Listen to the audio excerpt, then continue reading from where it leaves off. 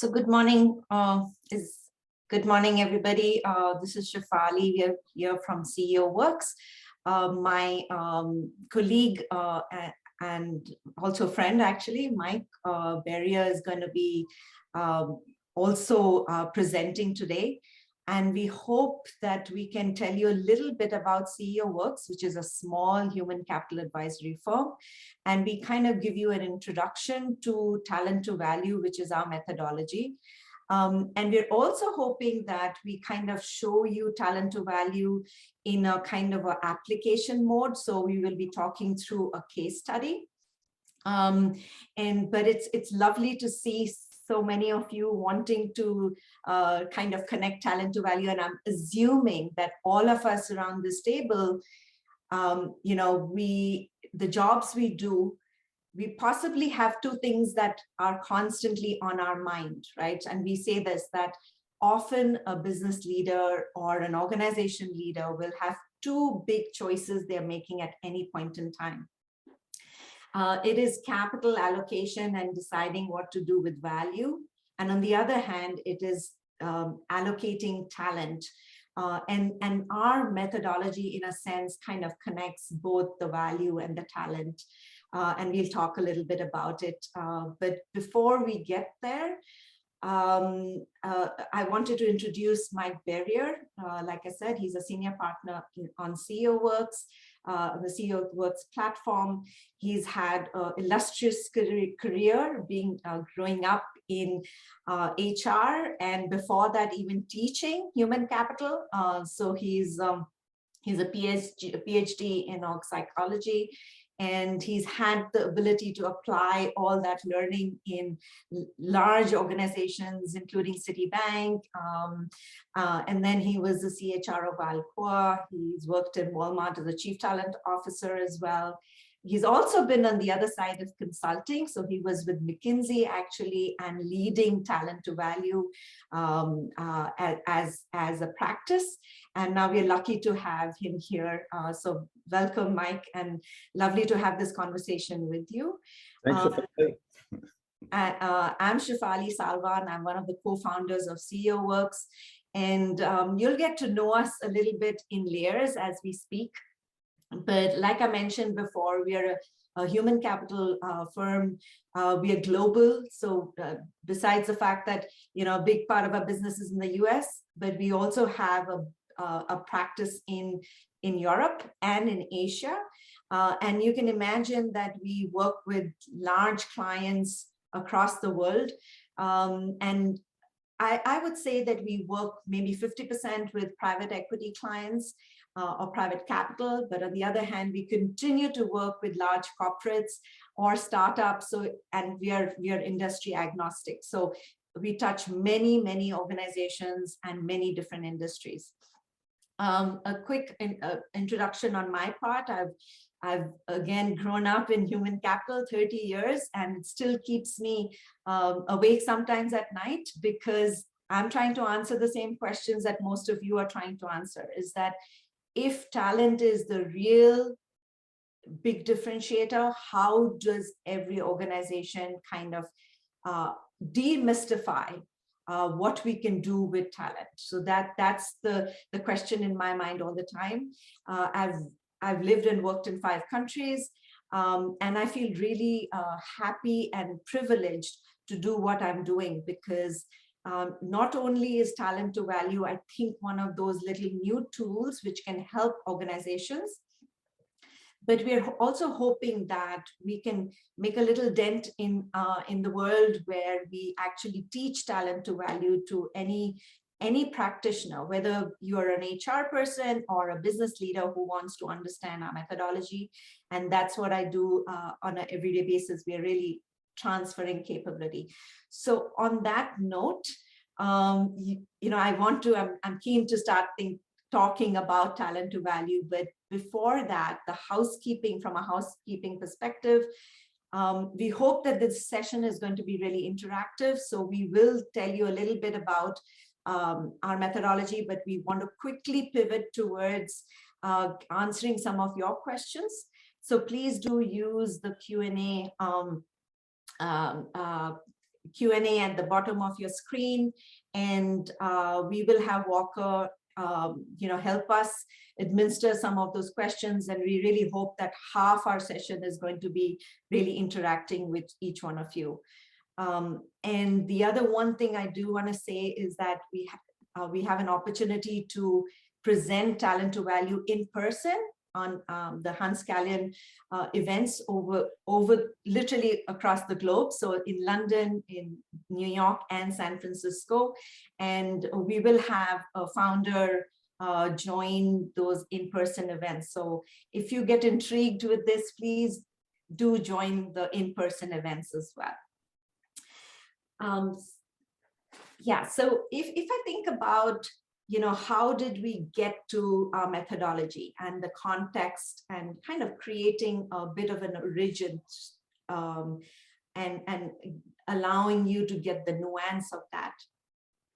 I think the important thing here is that, like all of you probably on this call, if you think about talent management, it's been over the years, it made sense for us to do talent management based on the size of the job. So as you went up the hierarchy, that's when there will be somebody who in an organization, typically an academy company, let's assume Unilever, or and that's where I have had my scars, and we've learned from these academy companies.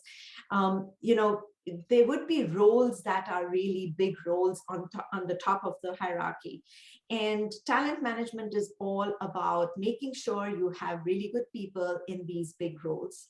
And then there's a whole lot of system attached to it. That, how are those roles compensated? Are you making sure you're appointing the right talent? What are you doing for succession in those big roles?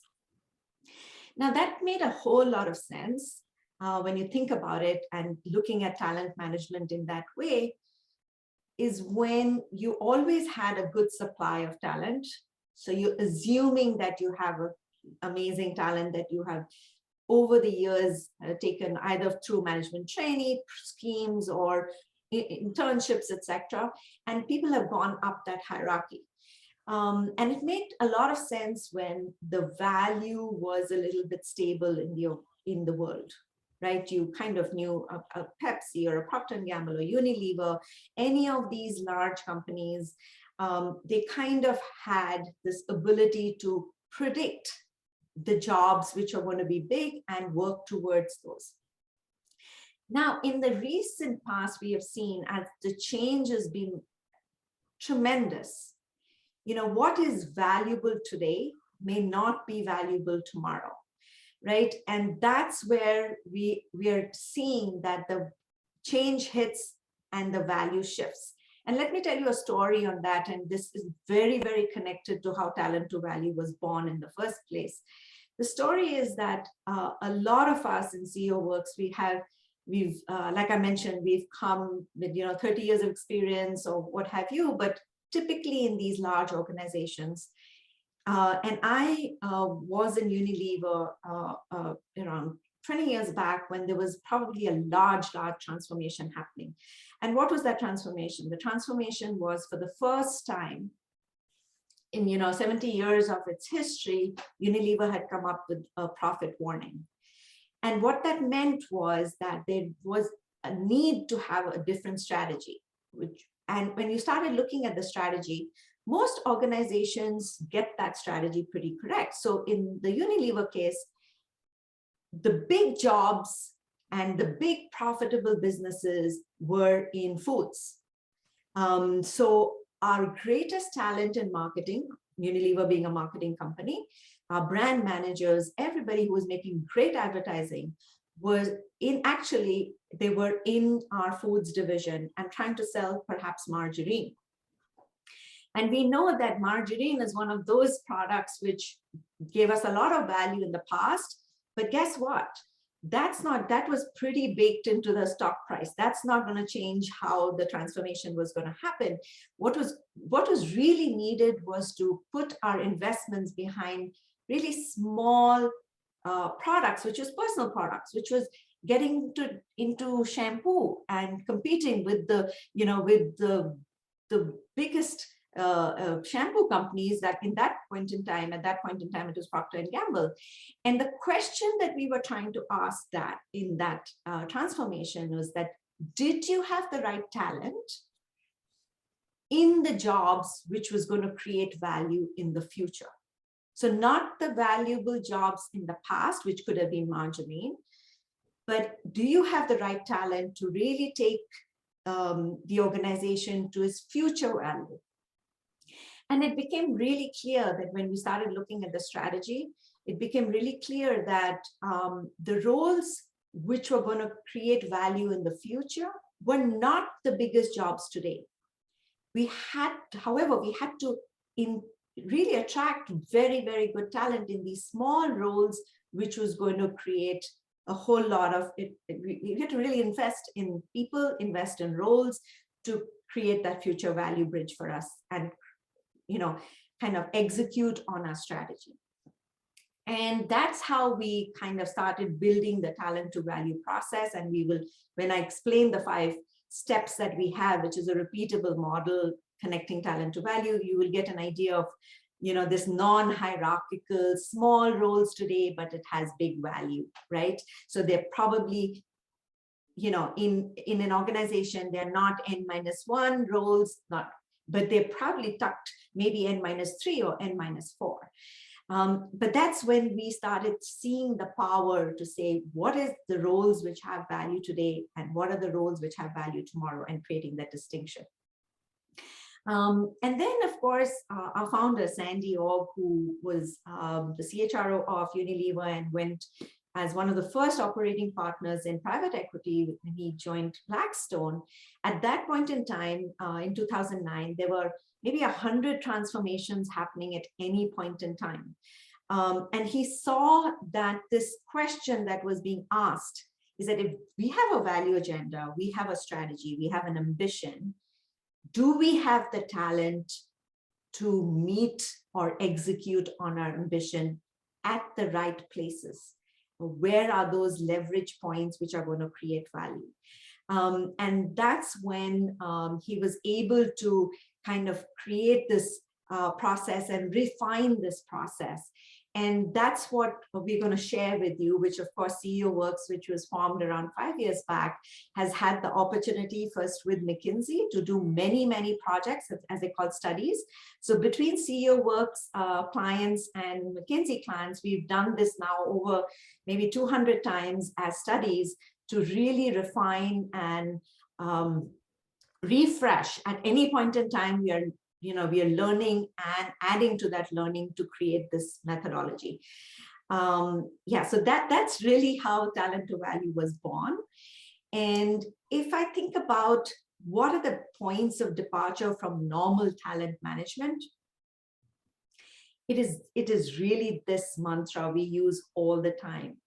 The challenge that we are trying to figure out is that when change hits, like we were talking about margarine, nobody was really buying margarine anymore, but they wanted Dove shampoo, right? So change hits, the value does shift, money moves. That's what the investment was from Unilever. We were trying to put money in shampoo and personal products.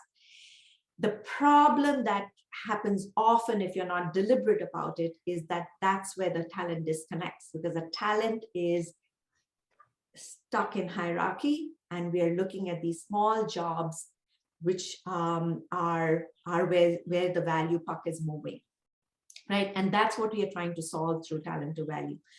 The other point of departure that I want to talk about on Talent to Value is this piece of most organizations really get the strategy correct. I mean, you know that, right? Most organizations get the strategy correct. They're making the right choices. But Talent to Value as a methodology, it forces us to really be very disciplined about creating that strategy into understanding what is the work in these value concentrations. What is the work that is required to bend that curve, to change, to really take it from the strategy into execution. And our big belief here is that if you do not understand the work, it'll become a set of initiatives and you put a name in front of it and you assume that that's how work gets done and you will meet your ambition and it'll get done. Our big point of departure is that that work needs to be received in a role.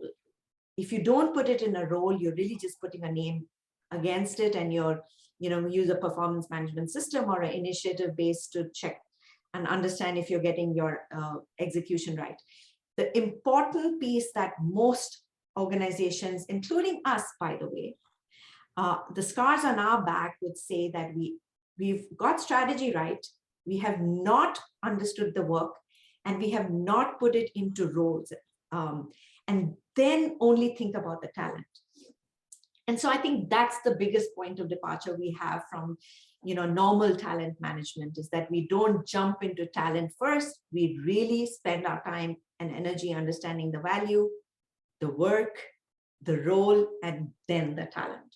So if that is Mike, I don't know if that's a good segue for you to take it over from explaining the 5 steps and then walking through actual application. Yeah, thank you, Shefali. Great wind up.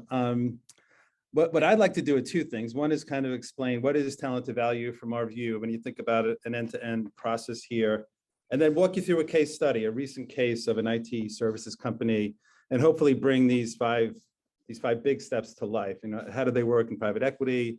And we'll focus on a particular portfolio company.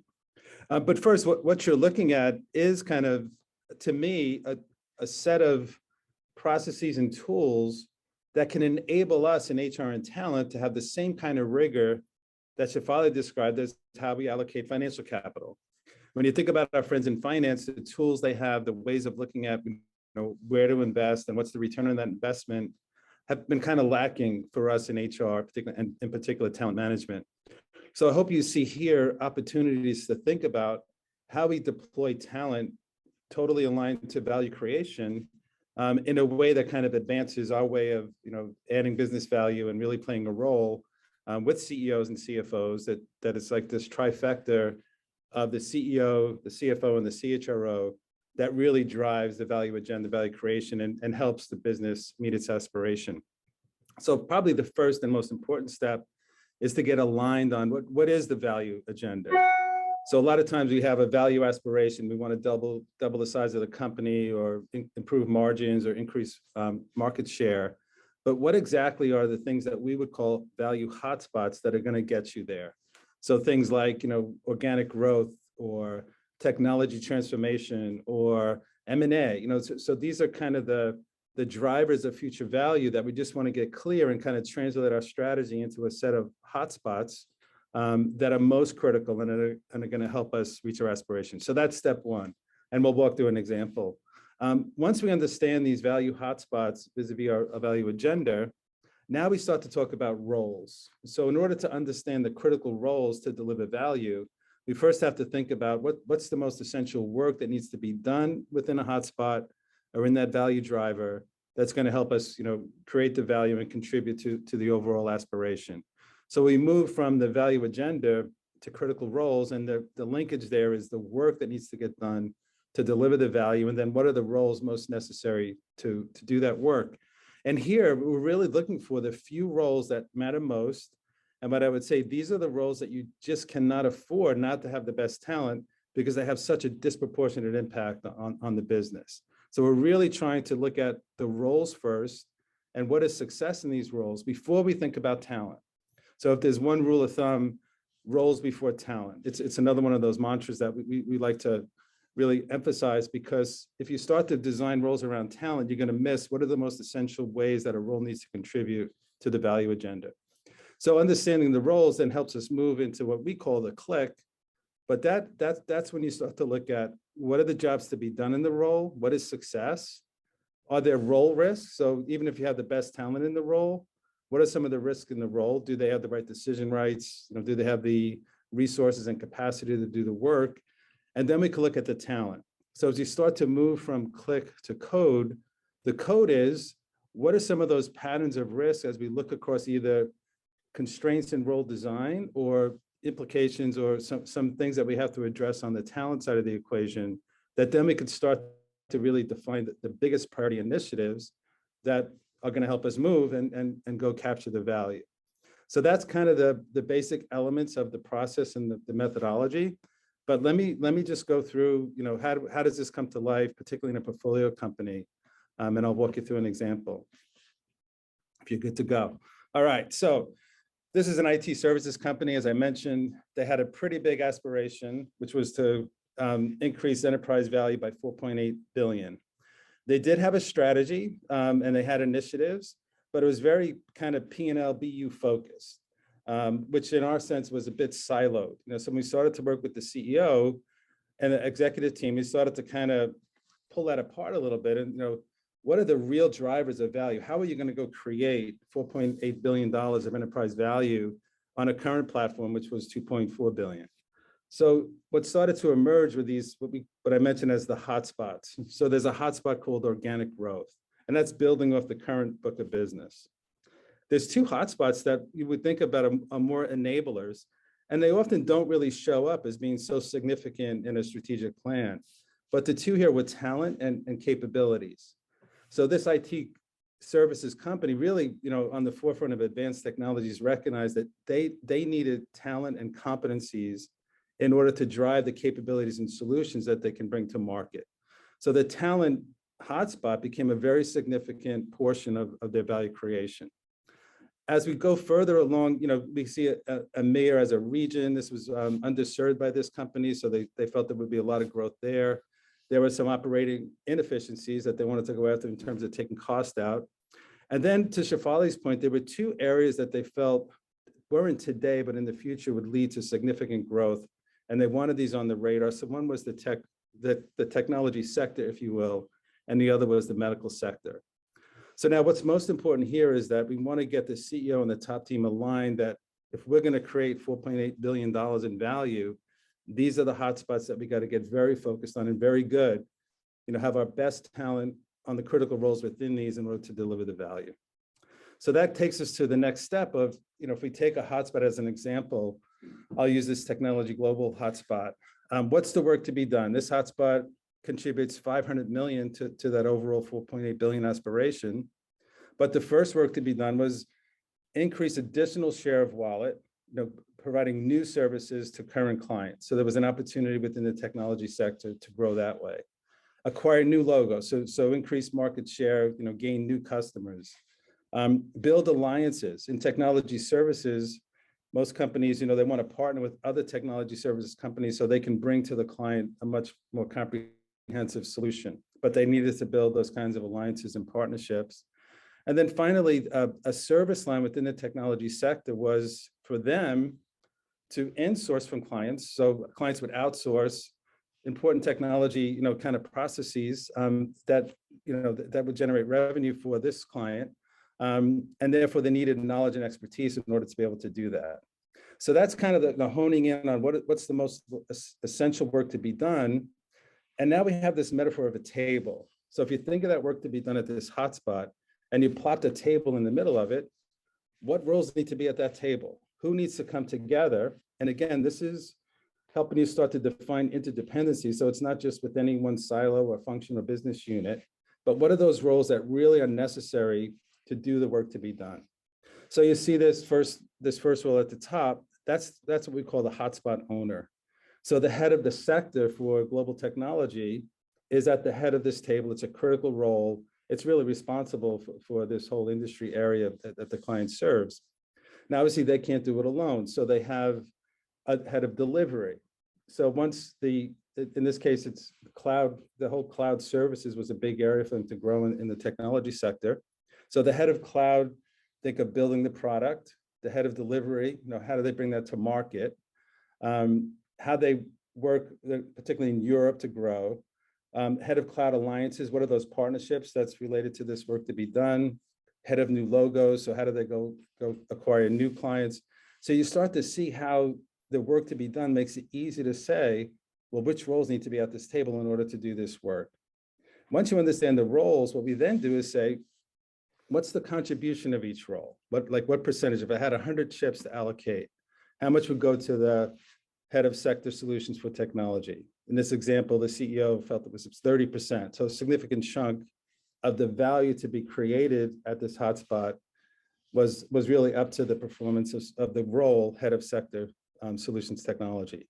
And you can see the others in terms of 15%, 10 and 5. So the allocation of chips helps us later. I'll show you how do we stack rank the critical roles to understand the overall contribution to the value aspiration. So that's kind of work at a hotspot.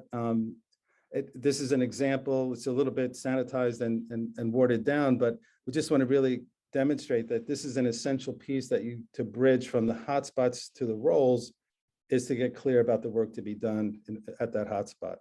Let's go 2 slides.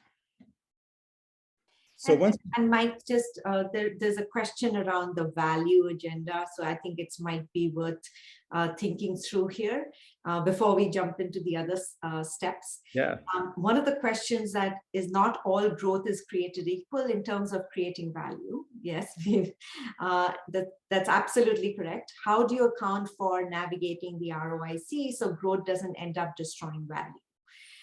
So this whole piece of enterprise value is a very big part of what we do. And I don't know if you want to just explain that from the value agenda perspective, but we are very, very conscientious about enterprise value and the definition, of how that value is growing. Absolutely, this question is absolutely key to talent to value. And our first step, ideally, you're not just looking at revenue value bridges, we're really looking at enterprise value. So the multiple changers is exactly that example I was telling you about shampoo. That was going to be getting into personal products in a big way was going to create that multiple change. So we are very, very conscious of the fact that, but growth in that little shampoo category was going to be small compared to perhaps growth in a large category, but the multiple changer and the enterprise value is something that we are very, very conscious of. So I don't know if I've answered that question. Mike, do you want to add something to that? Just to build on it, Shefali, in the example I shared, it is enterprise value, and we get there through an EBITDA and then a multiplier. It's a little tricky because you got to think about if we do all the things that we want to do with the value hotspots, how does that impact on multiply, like you said? So this was a company that looked, if they're more of a digital company than a service company, as an example, or have much more advanced technology solutions, that's going to have an impact on the multiple as well. And then so you also need to look at revenue and then what drops to the bottom line. So we want to be conscientious of that as well. But I think the big thing about not destroying value is not to only think of the P&L or the revenue generator hotspots. That's why it's very important, as I shared the example of a talent hotspot or capabilities, because that's all going to fuel your future growth. So it's not all the big things that you do today, but it's investing in the future. And these tech, global, and medical in this value bridge are kind of small relative to some of the others, especially like organic growth. But they're betting the future. They feel like we got to start building the capabilities, get the roles and talent at these hotspots today in order to be a real strong player in that market 2 to 3 years out, kind of thing. Yeah, thank you. Sorry about. No, it's common. That's good. Encourage questions. So I went through one example of a hotspot, how we go from work to be done to critical roles. At the end of this, by allocating what we call the chips, you're going to be able to stack rank the critical roles that you kind of identify at each table. And some of the roles are at multiple tables so that, they're kind of supporting. So like a capabilities role, like a head of cloud is at the capabilities table, but it's also going to show up in a region like EMEA or in organic growth, because that role is also critical for what needs to happen in those other hotspots as well. So this is a way to tally the value impact by each role and then kind of stack rank. And when we do this, a lot of insights pop. First one, if we go down to this, there were 52 roles that came out of it for this portfolio company, but at 27 roles, we've already had over 80% of the valuation, the value aspiration covered. So that's kind of a way to hone in. Let's start with those 27. 80% of our value agenda is represented by those 27 roles. We see like in the top 5 roles, there's 2 that are more sales oriented, the GM of EMEA and head of new logos. But 3 out of those 5 are capability kind of roles. So they typically, if you really hone in on hierarchy and the P&L kind of roles, you would miss those. So that's another insight, like which roles are kind of surfacing towards the top of our list here. And then the other way we could look at, like to Shefali's point early, only 2 of the roles were N-1 in this example. So we're trying to break the hierarchy and really look, where is the value really being created by which role? So we could look at the levels, and here we have a significant portion at N-2, but also a healthy set of roles at N-3.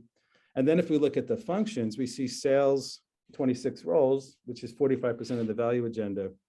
And while there's only 5 roles in the solutions, the average contribution of each one of those 5 is greater than even the sales role. So again, we're starting to get insights about, where do we really need the best talent, the most significant talent that's going to help us disproportionately create this value, and what areas are they coming from? So that's the list step that I talked about, step 2. Now we do the work. Now we have to say, okay, for each one of these roles, what is success? And if you can focus in on the middle for me in this gray area of jobs to be done in superpowers, that's all about defining for a particular critical role, what needs to get done?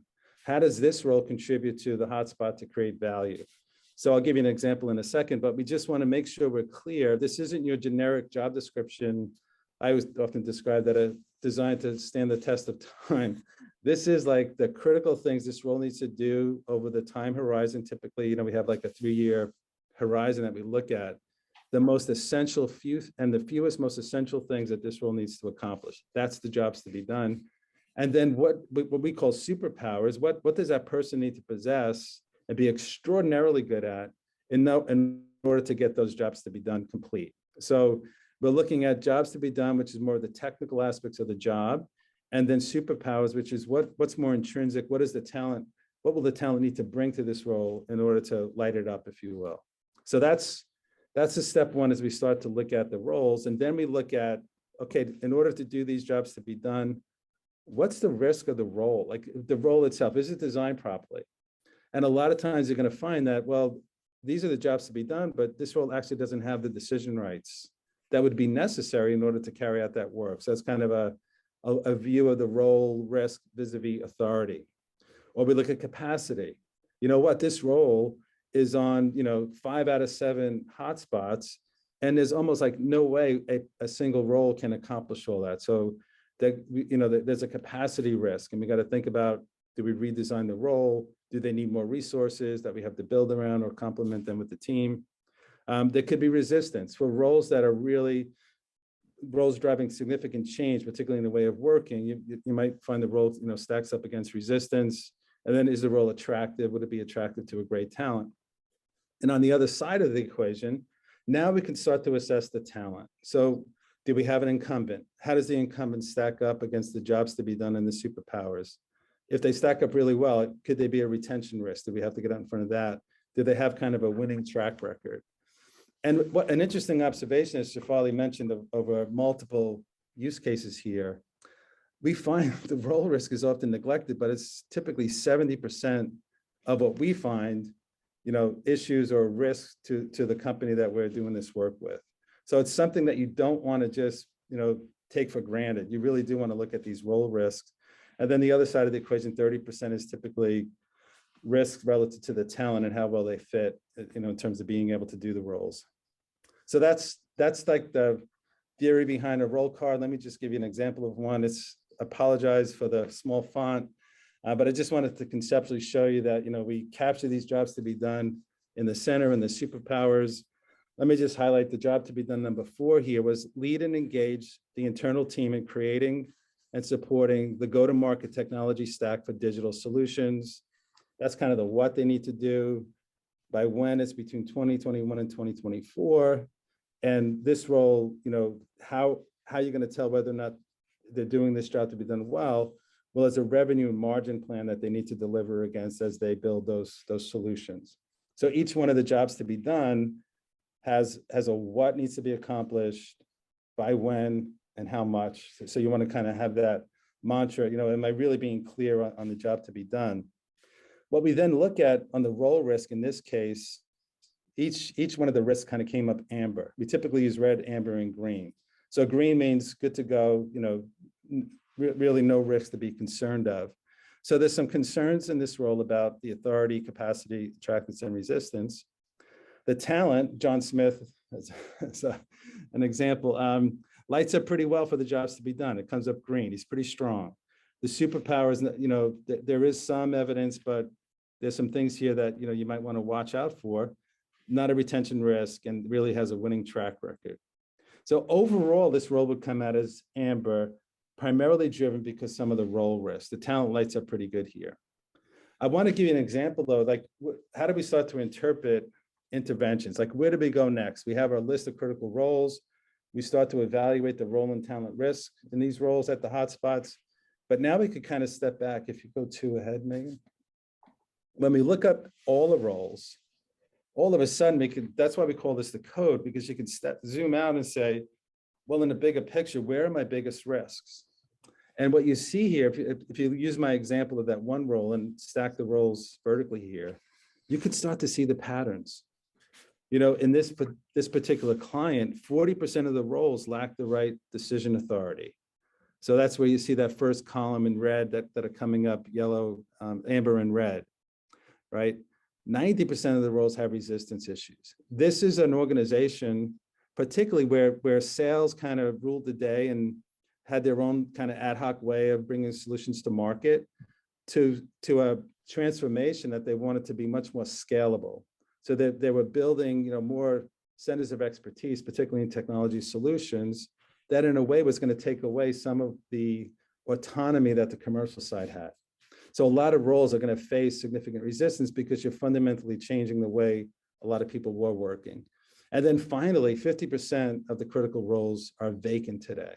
That's huge. You don't even have the talent to assess whether or not they meet the jobs, the job demands for these critical roles. So that starts, getting you into some pattern recognition. Where do we need to focus attention? That's the overall view of the code.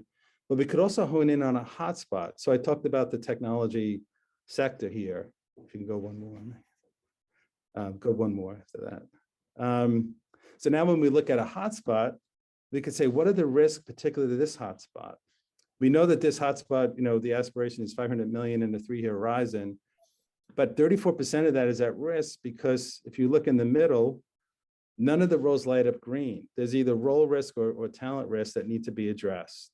So that's how we get to a calculation of how much value is at risk for this hotspot. And then what do we need to do about it to shore this up, if you will, to increase the probability that this hotspot is going to deliver the value. So we recognize that there's some authority, decision-making rights that we need to sort out between roles, and that there's also a couple of empty roles that are very significant to this hotspot. So you could see, like we could see from the last slide, a pattern of risk that need more of a kind of an organizational level intervention, and then a very specific hotspot risk that we can kind of go after and address, which takes us to our final step called move. What are we going to do about it? So in this case, for the technology global hotspot, we know that these 2 vacancies are absolutely critical to fill. So we could start saying, okay, we need to go external for these. We got to set up a search process, and let's get after it. So are we on track for that? Decision rights, particularly between the solutions group and commercial, need to be ironed out. And if you're doing this every month, let's say a kind of a monthly business cadence of looking at the hotspots and what are the interventions that are important, well, in this case, it wasn't getting done. So this could be a flag to the CEO to say, hey, we have value at risk at this hotspot. These are the key interventions that we agree to. Are we progressing on those? And at the end of the day, when I shared the 5 bubbles, if you will, from the value agenda to this move step, we want to capture value. So we have an aspiration, we have a value bridge that shows us how to get there. But at the end of the day, are we capturing the value? Are we delivering the value we expected? So the next page shows that we can then bring into much more of a business review cadence. How are we doing at each hotspot? Are we addressing the risks that are there? Are we capturing the value that we expected? And if you think of this kind of on a monthly reporting and kind of a quarterly reset, if you will, what's working well, what do we need to do the next 90 days in order to continue to shore up and capture this value? You see the difference here. It's not just a BU P&L reporting. This is like capturing the hotspots and the interdependencies between different businesses and functions in order to deliver it. So that's the last piece in the process. So let me pause there. Hopefully this resonates, or at least generates some good questions, provocative questions that we're ready for.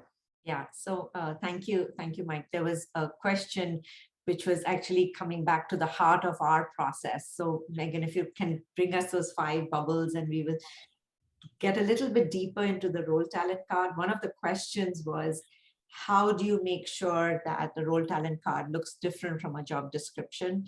And that's a big pet topic for us, really fixating on the work. So do you want to answer that question on how do we make sure that our role talent card and jobs to be done looks different from a job description? Yeah, I would say the first thing is that we really spend the time with the line manager or the hotspot owner on what is most essential. So we're not looking for a comprehensive overview of the role.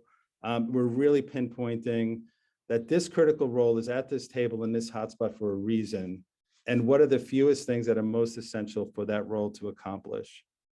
Now, when we understand what those jobs to be done are, the way we're going to look at talent is, how do they have the experience? Would we have confidence in their experience, track record, that they'll be able to do these jobs to be done? And so we're not looking for general kind of industry qualities, like for, let's say, for a CFO or a head of marketing. In this case, this head of marketing needs to do X, Y, and Z to deliver value. And that's how we capture it. And that's what makes it very different. We're not just generally looking for someone to fill a role based on kind of industry expectations of the role. It's very bespoke. It's very much specific to the value hotspot and how this role will drive value. So that, I think that's the key difference. Yeah. And I think the point is that being extremely deliberate, that when we are writing the jobs to be done, it's being very, very clear on the work. So we've already done a whole pixelation on the work which is required for value to arrive. And it's so contextual. So one pharma company launching in China, and their jobs to be done will be very, very different from perhaps another company also launching in China or England or wherever, right? Because it's very contextual to that strategy and that context. So we try and make it very, very specific. And just spending a lot of, I think it's very deliberate time on not allowing ourselves to say, what is this job responsible for vis-a-vis how will the value arrive from this role? So that's the distinction that we use a lot. There was one more question, Mike. I don't know if this is the right time to answer it, but the question was, let me just read it out to you. Where are the external environmental factors captured in this construct? I.e., what happens when the market doesn't cooperate with resources lacking internally, assuming you build in that assessment? So one of the things I wanted to say, and please add, so when we do the role talent card and we are putting we really call it understanding the execution risks in that role talent combination. So that's where we are very, very risk seeking, and we try and understand this context and the jobs to be done, how the role is designed, etc. But one big meta question we are always asking, which we've seen over our many projects and role talent cards, is that there are 2 meta themes that we need to check. One is difficulty level. Just like how each value hotspot or every growth is not equal, the same is true for jobs to be done. If the outcome is that you have to climb Mount Everest is always going to be harder and more difficult than, I think, Mount Kilimanjaro. So it's just understanding from a market perspective and environment perspective, the difficulty of that job to be done. And you have to be very risk-seeking and say, okay, if you were to mitigate that difficulty, what are the things that you would do, right? So that's one. And the second thing is on jobs to be done is alignment and clarity. We often feel, like I just said, I made a comment that most organizations get strategy right, and then something happens after that. Our process is a very disciplined process to understand the work from an execution perspective, right? So we're also asking the question, how is this job to be done clear amongst all the stakeholders? So our role talent card becomes a mini alignment process because we are talking to the line leaders specifically. And it becomes very interesting to have that conversation if you were to have the incumbent and see if there's any difference. So alignment is a side product, I think, of our very pixelated work on the click, which is our role talent card. Shefali, as I read the question, I might offer a different interpretation. I might be way off, but one of the things like in the question, in terms of resources lacking internally, obviously we see more and more, one of the key resources lacking is talent, right? We're all struggling with that. It's probably why we're all on this call. What I see as a trend though, is either a talent hotspot like I shared, like talent is so critical that it's actually its own hotspot. We need the best talent around the table, making sure that we're getting the talent in the door either laterally or even through entry-level campus relationships. And we're doing all we can to retain talent and motivate talent and help talent see, how they can be part of this value creation aspiration and have a sense of purpose and connection to what we're trying to create overall.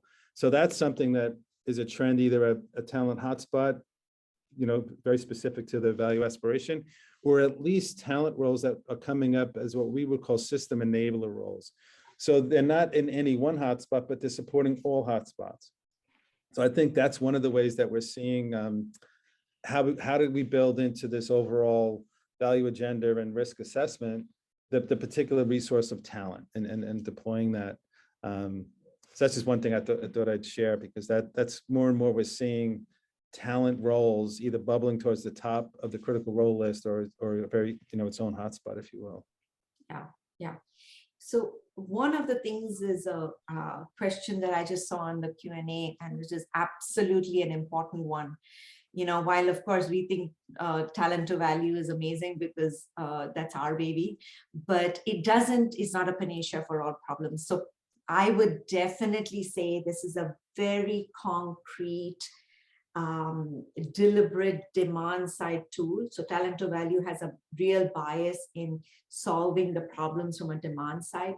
We're assuming that all the other great practices that you have on the supply side of talent, great recruiting, great performance management. If you think about all the things that normal human capital or HR does, this is not going to replace that. Right. So that's an important distinction, Mike. I don't know if you want to, talk and emphasize that more, but I do believe that talent to values is very, very specific in helping the leadership.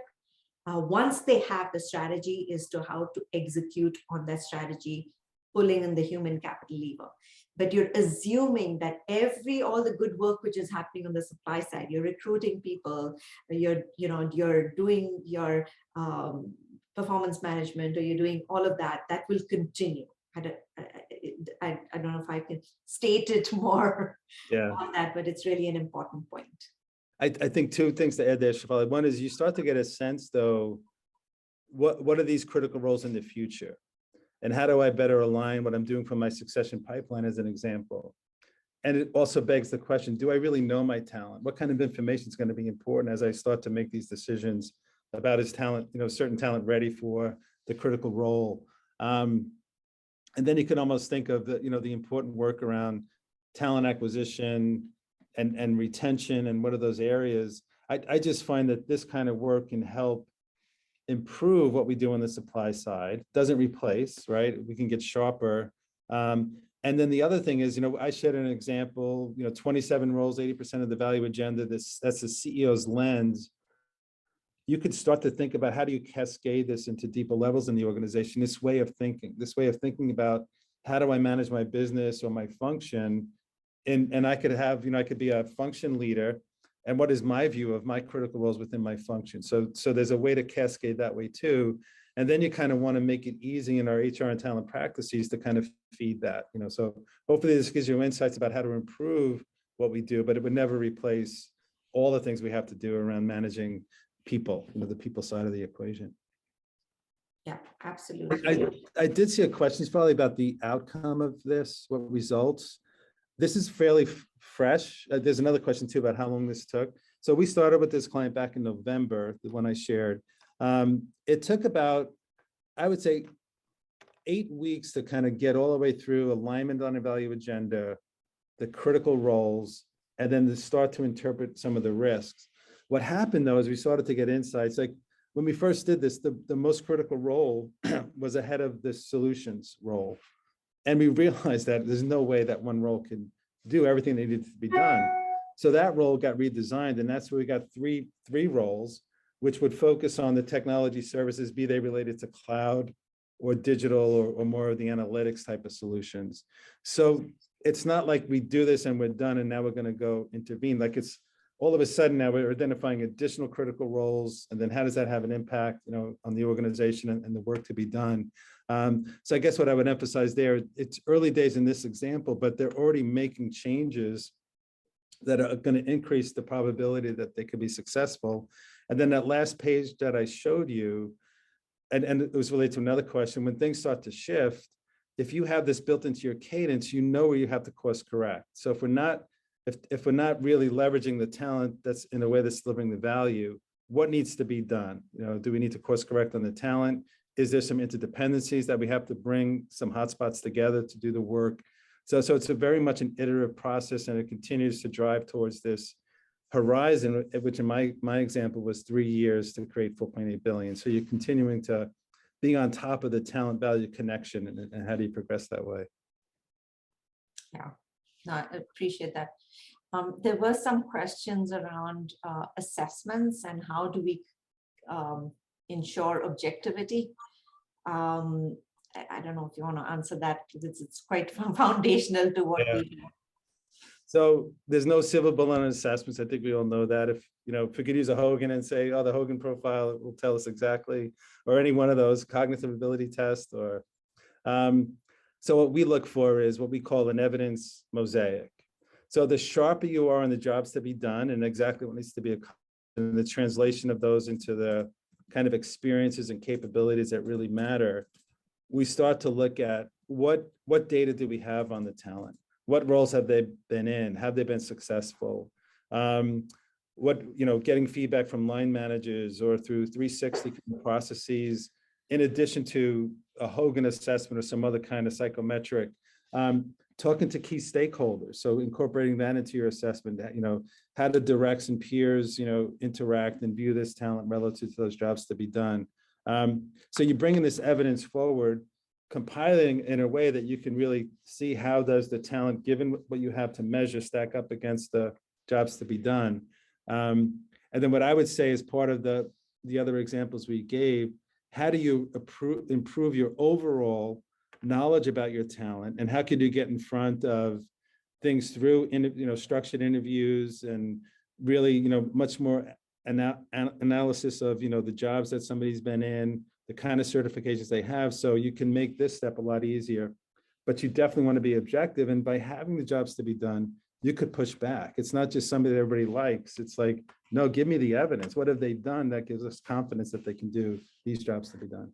Yeah, Mike, you said there's no silver bullet. Absolutely. So there is always this concern, because often when we're looking at when we are buying a company, for example, in private equity, it's quite normal that you're very risk-seeking behavior, and you're very, very careful of that, you're $1 billion that you're putting to buy a company. But when you're putting the CEO it becomes an opinion fest, right? So the more we can be pixelated on exactly the jobs to be done, the easier it is to move away from human tendency that, when we talk about human beings, generally it becomes more opinions rather than evidence-based. And you have to be really careful and deliberate on, and to Mike's perspective, on creating that evidence mosaic, but it has to be based on something, and that something is jobs to be done. So that is the big, big foundation for us. There was a meta theme, I think, about a question, which was a lot of how we talk about talent to value. It's how do I say that? It's kind of conducive perhaps to a private equity space. But we are absolutely amazed and surprised that large corporates, $200 billion market cap companies, or academy companies, are getting really attracted. And we've had many studies with large corporates, because I think as the value shifts, it becomes very, very clear that you have to have different roles and different value hotspots. So at least we have 50% business from private equity, but we have 50% from the normal big corporates as well. So I would say that, and over and above that,